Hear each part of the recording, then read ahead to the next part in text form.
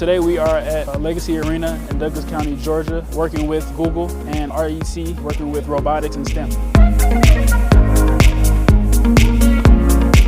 Yes, so I'm having a great time with me and my friends back there. We have built a robot that has a claw machine, and we're going to use it to try to win the competition.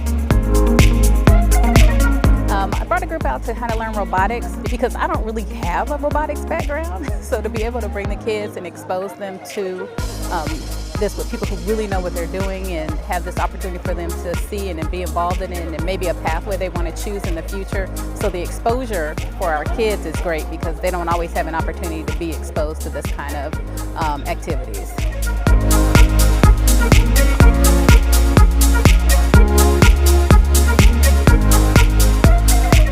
Events like this are important for the kids because it offers them an opportunity to do something that they may never get to do.